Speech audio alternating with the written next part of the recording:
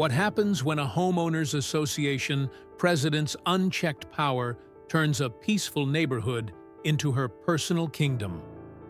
Watch as Elaine Mercer's years of control over Cypress Ridge Lakes meet their first real challenge: a new resident who refuses to bow, sparking a conflict that will expose lies, divide neighbors, and change the fate of an entire community. Comment where you're watching from so everyone can follow this battle together. And if you find this story gripping, don't forget to like and subscribe for more stories of ordinary people standing up to extraordinary abuse of power. When Caleb Hart moved into Cypress Ridge Lakes, he believed he understood the rules. He read every clause before signing, the covenants, knew the acceptable lawn height, and kept every permit in a neatly labeled folder. The neighborhood was manicured, perfection, trimmed hedges, spotless sidewalks, the kind of place where residents waved politely, and disagreements happened quietly. Beneath the surface, though, power flowed in one direction, and its source was the desk of Elaine Mercer, the HOA president. On a warm Florida morning, the lake shimmered under the rising sun. Caleb carried the graphite fishing rod his father had given him decades earlier, heading to the dock for the first time since moving in. The air was still disturbed only by the occasional call of a bird.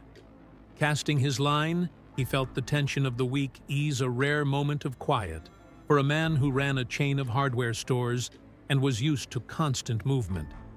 The calm fractured with the sound of deliberate footsteps on gravel.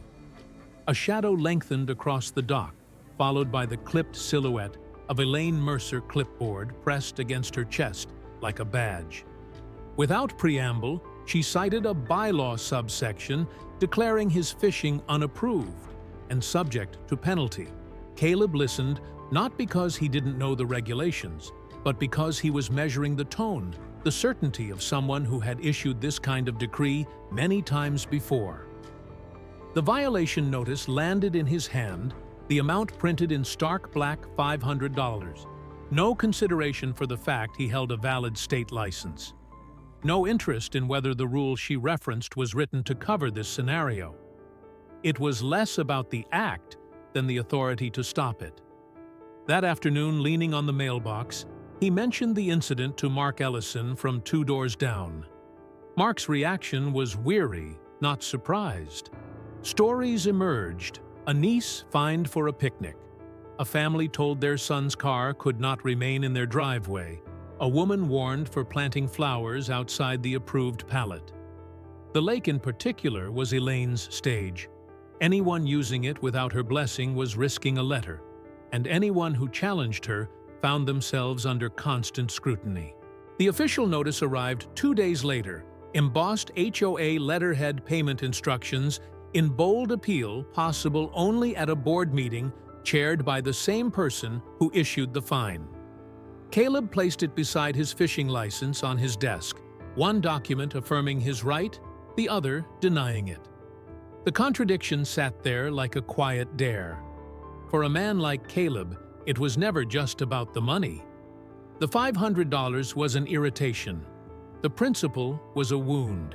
He'd built his career on order and clear rules, on agreements honored without manipulation. What he'd seen in Cypress Ridge was different, an unspoken hierarchy in which some residents lived freely and others learned to keep their heads down. Subtle, deniable, but visible to anyone who bothered to count the pattern. The more he looked, the clearer that pattern became. Security patrols stopped certain cars more often than others. Violation letters cited vague phrases like maintaining community harmony or avoiding visual clutter, language flexible enough to apply to anyone, but in practice delivered to the same cluster of streets at the far edge of the subdivision. Elaine's name appeared at the bottom of nearly every fine. Caleb began recording details, dates, amounts, alleged violations. He didn't guess at demographics, but residents told him freely who they were and how often they'd been cited. The map in his notebook formed a shadow version of the neighborhood, one defined not by property lines, but by the reach of selective enforcement. Late one afternoon, as humidity pressed heavy on the streets, Mabel Bryant, one of the original residents, waved him over to her porch. She sipped lemonade eyes drifting toward the lake. She spoke of its history, of how the original developer had gone bankrupt, leaving the parcel to languish until the county took title. The HOA had mowed its banks for years, but that was management, not ownership. The sentence struck like a stone dropped into still water. If the HOA didn't own the lake, then Elaine's fines for using it had no more weight than her signature on the letterhead. For years, she had been acting as if the lake were her domain, a symbol of her authority. Now Caleb wondered whether it had all been an illusion, propped up by the assumption that no one would ever check. That night he wrote a short list at the top of a yellow legal pad: verify ownership, learn process, calculate cost. He didn't yet know whether this would end in a quiet conversation, a formal complaint, or something far bolder. But he knew this silence had been Elaine's greatest ally. It was time to break it. The fine itself would not ruin him. The choice it presented might: pay it and become part of the unspoken system, or challenge it and invite whatever came next. Caleb had faced storms before, hurricanes that threatened his store's suppliers, that failed without warning, payroll weeks that pushed him to the brink. He knew the cost of standing firm. What he didn't know yet was that this fight would stretch far beyond the dock, reaching into the very structure of the neighborhood and forcing everyone, friend or foe, to choose a side. And it had all begun with a quiet morning, a fishing rod, and the sound of footsteps on gravel. The next Monday, Caleb steered his truck toward the Marion County Clerk's office. The building's air conditioning bit into his skin, the hum of fluorescent lights overhead, steady and cold. A clerk named Tom Sutter sat behind a desk cluttered with stacks of manila folders and a coffee mug stained from years of use. Caleb gave the parcel description: the stormwater lake behind Cypress Ridge. Tom typed, scrolled, and turned the monitor slightly so Caleb could see. There it was, in plain text: ownership, Marion County. The developer's name had vanished from the record years ago after unpaid property taxes triggered a transfer to the county's possession. No sale to the HOA had ever been recorded. It was a simple fact, yet it carried weight. Elaine's power over that lake had never been legal ownership. It had been the momentum of an assumption. Years of mowing the banks and placing HOA signage had built the illusion. Residents didn't ask questions because the alternative, that they were being controlled without authority, was unthinkable. Tom explained the process. Marion County held tax deed auctions several times a year. The lake's back taxes plus administrative fees set a minimum bid. Environmental reports were public record. The last one, from 5 years ago, listed the water as safe for recreational use. Liability for accidents would pass to any new owner. That, Tom said, was why parcels like this rarely drew bidders. Caleb wrote everything down. He left with copies of the deed history, zoning information, and a schedule for the next auction. Back in his truck, he stared at the papers. Buying a lake wasn't an impulse purchase. It was a move that would cost him money, time, and likely draw the kind of attention no one in Cypress Ridge welcomed. But ownership would do more than give him fishing rights. It would remove the lever Elaine used to remind residents who held the power. By midweek, the first ripples of rumors spread. Catherine Lowell, who ran the social committee and the neighborhood Facebook group, had overheard Caleb on the phone outside the gym. She posted a cryptic update, hearing someone's planning to privatize the lake. Thoughts. The comments poured in. Some wanted details. Others demanded to know who. Elaine stayed silent online, but her absence said enough. The next day, Caleb received 3 new violation notices in his mailbox. The paint on his mailbox was fading. His lawn exceeded the approved height by a 1/4 inch. A courtesy reminder suggested removing non-standard items from his front porch. The timing was precise, not so soon that it seemed overt, not so late that it lost sting. Each letter bore Elaine's signature. Caleb photographed everything. He measured the lawn, kept the receipts from the landscaping crew, and made copies of all correspondence. His attorney, Antonia Reed, advised him not to engage on the violations themselves, yet. "Document and hold," she said. "Selective enforcement is hard to prove without a pattern. You're building one." Patterns were easy to find if you knew where to look. Caleb began talking to neighbors more deliberately, not about the lake, but about their experiences with the HOA. The stories came some hesitant, some angry. A Latino family fined for wind chimes audible across lot lines, while others played music on their patios. A black homeowner cited for visual disharmony over patio furniture. The same model in a lighter color sat untouched 3 streets over. People had learned to pay quietly or risk escalation. At night, Caleb compiled everything into a spreadsheet date violation type fine amount street location. No names, no assumptions, just the facts as reported. The map it formed was stark. Enforcement was heavier on the same cluster of streets, those farthest from the clubhouse and pool where the neighborhood's diversity was more visible. The bias wasn't in the rules themselves, it was in their application. One humid evening, Mabel spotted him passing and called him to her porch again. She spoke more about the lake's past, confirming what the record showed. The HOA had always presented it as theirs, but legally, it had been the county's for years. Elaine doesn't like people knowing that Mabel said. Makes it harder for her to keep the leash tight. The word leash stuck with him. Elaine's control over the lake wasn't about safety or property values. It was about having a public, visible way to reward compliance and punish resistance. The dock was her stage, the water her script. Caleb knew that if he bid on the lake and won, the conflict wouldn't end, it would escalate. But it would also shift the ground under Elaine's feet. Rules lose their teeth when the property they govern slips out of reach. He reviewed his finances. Between savings and the steady success of his hardware stores, he could afford the minimum bid and the inevitable maintenance costs. The bigger risk wasn't financial, it was social.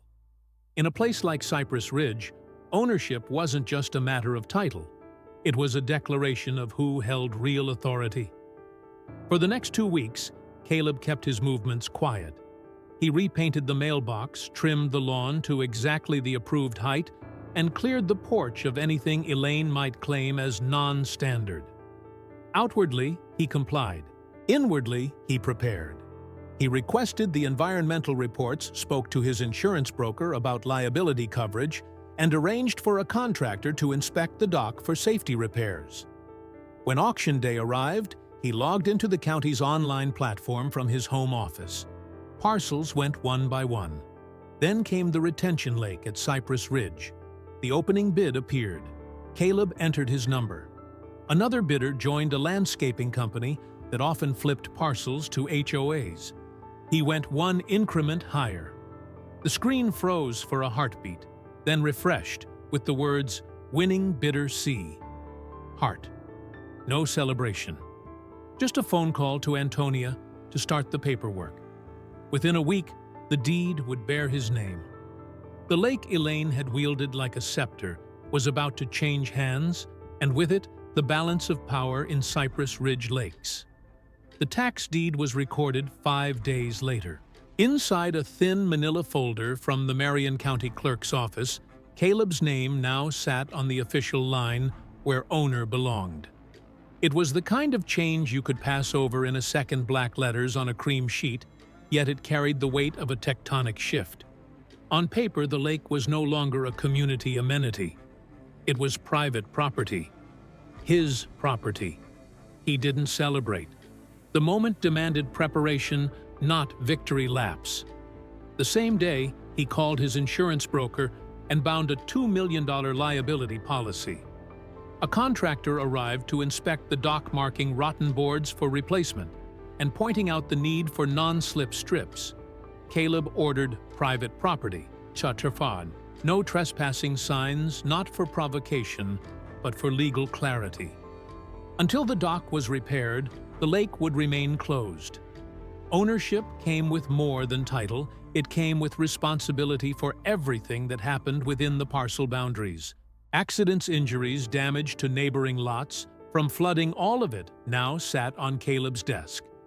But that was the cost of removing Elaine's control. The price for neutralizing her most public symbol of authority wasn't just the bid he'd wired. It was the ongoing burden of stewardship. The first public sign of the change came not from Caleb, but from the county's own records portal. Someone, perhaps a curious neighbor, perhaps Elaine herself, saw the updated deed and mentioned it in passing to others. Within a day, word had spread in the untraceable way neighborhood gossip always does. At the clubhouse gym, a man Caleb barely knew muttered, "Heard you're the guy now." At the mailbox, someone else called out, "That true about the lake?" Some voices carried approval, others suspicion. Elaine's silence didn't last. A formal letter from the HOA's attorney arrived 3 days after the recording, stamped urgent. It claimed that customary use by residents had created an implied easement, granting the community the right to access the lake despite the change in ownership. The letter warned that revoking such access would cause irreparable harm to property values. Caleb handed it to Antonia. Her reply was concise. There was no recorded easement, no deeded right, and permissive use under the developer didn't create a permanent legal claim. Florida law was clear. The HOA had no authority over non-common property. Elaine tried another route, calling County Stormwater Management to request an inspection, hoping to catch him in a violation. The engineer arrived, clipboard in hand, and walked the shoreline with Caleb. He noted that the banks were in better shape than last year. The dock was roped off for repairs, and no trash littered the waterline. "Looks good to me," he said. Elaine, standing a few yards away, said nothing. Caleb knew his next step had to be deliberate. If he slammed the gate shut entirely, Elaine could spin it as selfishness. If he left it wide open, she could claim the HOA still had de facto control. The solution was a middle ground, one that set terms without inviting her interference. That week, he drafted lake license rules. The terms were plain daylight hours only. No motorized boats, life jackets required for minors, catch and release for base, shoreline walking permitted, dock courtesy limits when others are waiting. Licenses would be free to residents and tenants, granted directly by him, and revocable for violations. The HOA would have no role in administration or enforcement. When the rules were ready, he printed them on crisp white paper, added his contact information, and slid a copy into every mailbox. The cover note was deliberately bland. "As the new owner of the Cypress Ridge Retention Lake, I intend to maintain safe, fair access for residents under the enclosed guidelines." The reaction was immediate, but split. Some neighbors thanked him quietly, saying it was the first time they'd felt the rules were clear and not a moving target. Others bristled at the change, insisting that any limit, even one fairly applied, was a loss. Elaine, unsurprisingly, took the latter view. The next HOA meeting was standing room only. Elaine opened with a declaration that the lake was integral to the community's character, and that the board would be pursuing all available remedies to restore access on their terms. When the agenda reached lake management, Caleb stood. His tone was calm, but the room stilled at the sound of his voice. "The lake is now private property," he said. "There is no easement, no deeded right, and no HOA authority over it. I have implemented a fair, no-cost license system for residents who wish to use it. Those rules are in your mailboxes. I will accept feedback on safety or environmental measures, but I will not cede control to the HOA." The murmurs started immediately. A man near the back muttered about punishing kids. A woman in the second row asked why one person should decide access for hundreds.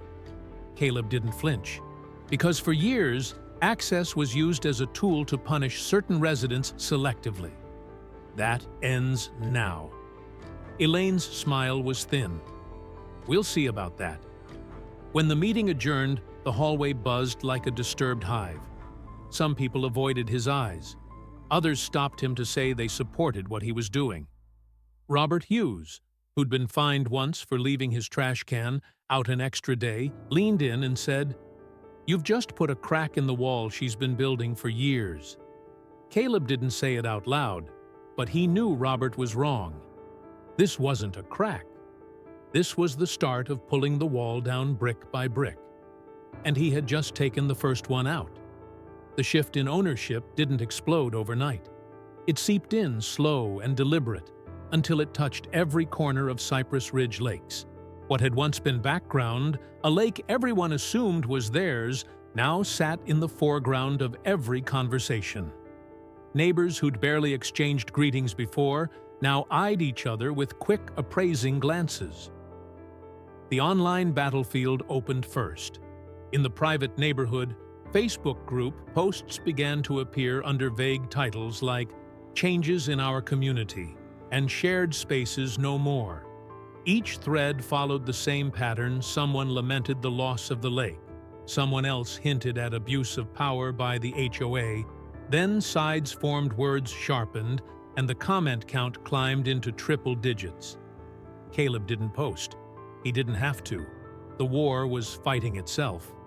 Elaine knew silence was her enemy, so she acted. Flyers appeared in every mailbox, "Restoring Our Lake to Our People Emergency Community Forum, Thursday, 7 p.m. The language was precise, emotional, without being outright accusatory. It didn't need to name Caleb. Everyone knew who the hour was aimed at. Thursday came with a sky heavy from the late summer heat. The clubhouse parking lot was full before Caleb arrived. Inside, the air buzzed with restlessness. Elaine stood at the front, flanked by two board members, her posture impeccable, her clipboard resting on the podium like a gavel waiting to fall. She began with history, the lake, as the crown jewel of Cypress Ridge, a place for children to fish, for families to gather, for neighbors to connect. She spoke of tradition, of community spirit, of promises made to homeowners when they bought into the neighborhood. She never said Caleb's name, but every word pointed to him. When she finished, hands shot up. Some residents called for compromise, others for taking back what was ours. A few fewer than Caleb expected asked why the HOA had been issuing fines for picnics and fishing without written permission if the lake was truly a community space. Elaine sidestepped those questions with the ease of someone used to controlling the room. Then a voice from the back cut through the noise. "Let's hear from Mr. Hart." Dozens of eyes turned toward him. Caleb stood slowly, keeping his hands visible and his tone measured. He explained the process, the public auction, the absence of any recorded easement, the legal reality that the HOA had never owned the lake. He described the license system he'd implemented, free open to all residents and tenants, with clear rules for safety and courtesy. Then he shifted. He spoke of patterns not in accusation, but in evidence. Over the past months, he'd compiled a record of enforcement actions, dates, amounts, reasons. He projected a chart onto the wall, violation counts by street cluster.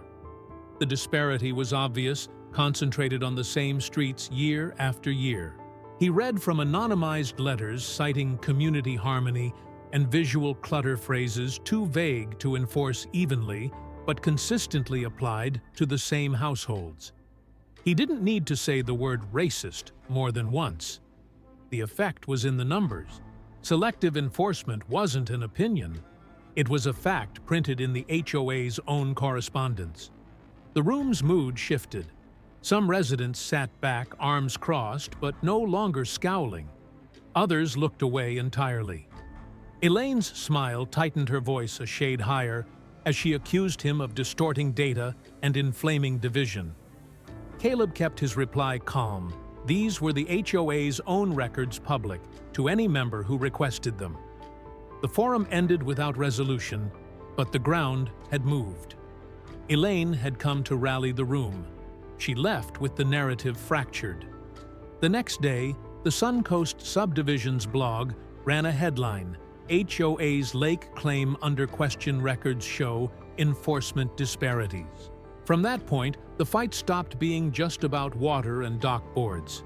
It became a referendum on what kind of place Cypress Ridge was, and who got to decide that. Elaine's counterattack was quick and personal. Courtesy notices began arriving at Caleb's door again, a warning about a friend's pickup truck parked on the curb overnight, a note about wind chimes audible across lot lines. He logged them all, photographed everything, and sent polite emails requesting the exact bylaw section authorizing each citation. The responses came slower, each time stripped of their earlier certainty. Meanwhile, more residents began applying for lake licenses than Caleb had expected. Some were people who'd been fined in the past. Others had never been on the dock but wanted the option. A few even volunteered for the shoreline maintenance days he'd posted on a bulletin board near the entrance. In the midst of it, a new tension formed not just between Caleb and Elaine, but among neighbors themselves. Conversations in driveways cut short when someone approached. People who'd once hosted block parties now kept to their own backyards. It was the social equivalent of a weather front settling over the community, no storm yet, but the pressure was unmistakable. Through it all, Caleb stayed with the same approach. No shouting, no bait-taking, just the slow, steady application of transparency. The license rules stayed the same. The maintenance schedule was posted monthly. Water quality test results went up on the bulletin board. Every action was boringly procedural, and that was intentional. Outrage burns bright. Boredom endures. But beneath the procedural calm, the stakes were climbing. Elaine had hinted at legal remedies during the forum. Caleb knew that meant her next move wouldn't be a flyer or a Facebook post. It would come in the form of a thick envelope from a law firm, and when it did, the fight would leave the clubhouse and enter a courtroom. He didn't know it yet, but when that envelope arrived, it wouldn't just be about property lines and bylaws.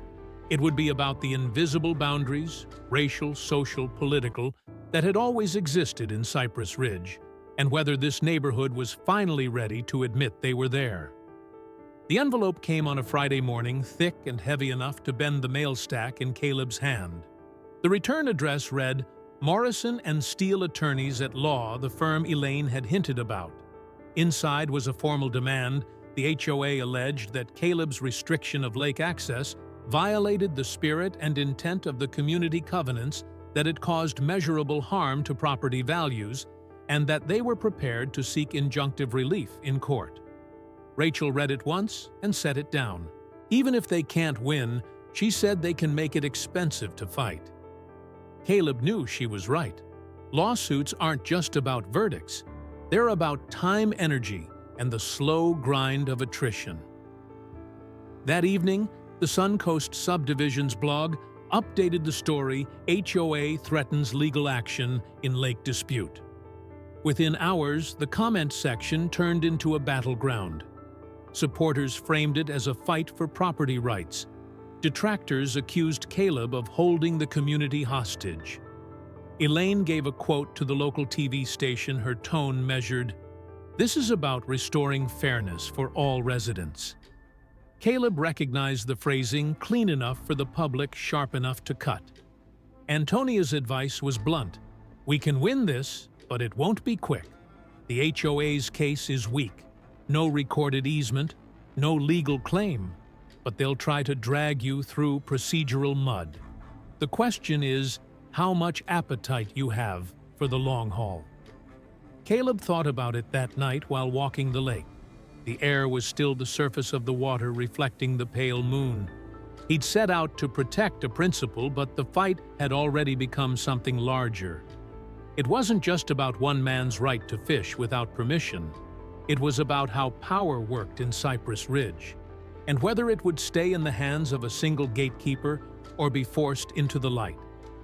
The turning point came unexpectedly. A resident named Janelle Price posted her story in the Facebook group. She described how months earlier, her father had been stopped at the community gate, made to call her from the driveway to prove he belonged there. He never visited again. She hadn't spoken up at the time, afraid of being labeled that neighbor. Her post ended with a line that stuck with everyone who read it. "I don't want my son growing up feeling like a trespasser in his own neighborhood." The responses were different this time. People shared similar experiences, small humiliations, selectively enforced rules, the feeling that they were always being watched. The conversation shifted from the lake to the broader culture of the HOA. Caleb didn't need to comment. The residents were telling the story themselves. A week later, the HOA's board met in a closed executive session to discuss the lawsuit. The next day, the demand letter was withdrawn. Elaine spun it as a gesture of goodwill. Antonia called it what it was, a retreat in the face of a losing case and a shifting tide of public opinion. Caleb didn't claim victory out loud. Instead, he moved forward with the plan he'd always intended. The lake license program remained open to all residents and tenants free of charge. The rules stayed simple: daylight hours, safety gear for minors. No motors, catch-and-release fishing dock courtesy limits. Monthly water tests and maintenance updates were posted publicly. The Shoreline Committee, now with 8 volunteers, handled litter cleanups and erosion control. Over time, something unexpected happened. People who'd opposed him in the beginning applied for licenses. Families returned to the dock. The lake became busy again, but without the undercurrent of surveillance. It was still his property, still under his authority, but the tension eased as it became clear he wasn't using it as a weapon. Elaine remained president, but her grip was weaker. A recall petition circulated, falling short by only a handful of signatures. More importantly, her ability to enforce rules selectively had been blunted. Residents had learned how to request records, how to document patterns, how to push back without fear of immediate retaliation. One late afternoon, as Caleb walked the shoreline, he saw a boy of about 10 fishing from the dock with his mother. Both wore life jackets, their lines cast into the water, their voices low and content. They stayed for 20 minutes, then packed up and left the space clear. As they passed, the mother smiled and said simply, "Thank you." He watched them go the lake behind them, catching the gold of the setting sun. The fight had cost him time, money, and more peace than he'd expected. But in the end, the principle held authority rests with ownership, and rules should serve everyone, not just the ones in favor. In a place where community had too often meant compliance, he'd drawn a line and held it. Elaine would never admit she'd lost, but the balance had shifted. The lake was no longer a lever for control. It was a piece of water in Florida, owned by a man who believed fairness mattered more than power, and who had the deed to prove it. For Caleb, that was enough. If you've ever been told, "This is just how we do things here," remember, records exist, auctions open, and rules can be rewritten. Sometimes the surest way to change the game is to own the board, and then invite everyone to play by the same rules.